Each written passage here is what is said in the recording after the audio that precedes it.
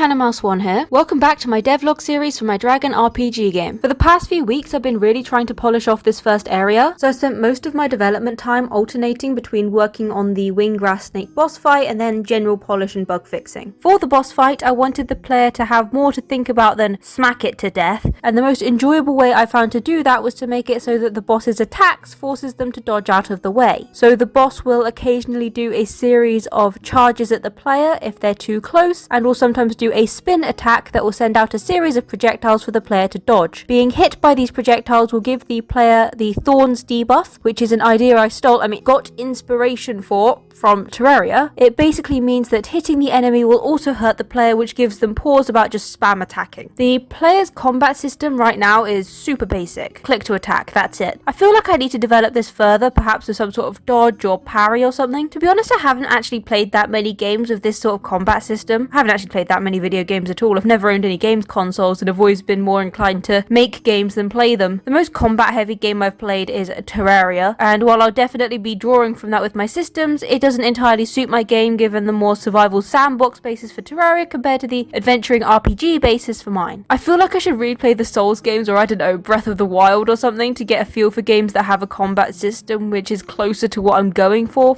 here, but in lieu of that, I'm just trying to find what feels good. Which is a main reason that I'm focusing on getting a playable build together so that I can start getting playtesters. Playtesting is so hugely important for finding that good game feel, because my overplaying of the game might make me a bit desensitized to any flaws. The first playtest build will only be available to my Discord community. There'll be a public demo down the line, but if you want front row seats to the game, click the link in the description to get in on that. Having a goal of getting the current game playable for the public meant that I really cracked down on the tiny flaws and bugs and things that just felt a bit off, like hitboxes feeling out of whack, or the fact the inventory system would sometimes crash the game, or making picking up items a tad bit more satisfying. It's shocking how quickly these little patches make it feel like an actual game. Something else that will always make a game feel 100 times better is sound, which is slightly hilarious to me because 95% of the time I'll play games muted. But whatever, if people are going to be playing this, it's a necessity. I did have to install another package for my project called SDL Mixer, which is a super rudimentary sound playing system, which I might switch out for something else down the line, preferably something that has pitch shifting, but for now this allows me to get sounds playing. I wanted sounds to be quite modular in my project. I created a class that allows me to store sounds and play them at a specific volume, and to play one of 3 random sounds, and to delete and erase sounds from memory when they are no longer needed. I actually have a solid bank of custom sound effects built up from my previous games like Save Santa or A Farmer's Life, so for the most part I was able to reuse them, and I recorded 1 or 2 custom sound effects that I didn't have, like snake sounds or exertion sounds, and I added these to the bank for future use and reference. It's always a bit shocking how many things you didn't even realize needed sounds, and how glaringly obvious these things become when they're the only things without sound in an otherwise audio-filled project. I also started to add a degree of memory to the game, so the boss won't always be present when you leave and re-enter the area, and this will also be useful in handling player respawning. There is one pretty major thing that I want to do before releasing this to you guys, and that is to completely rebuild my code from the ground up. When I started on this project, I'd hardly used C++ or SDL2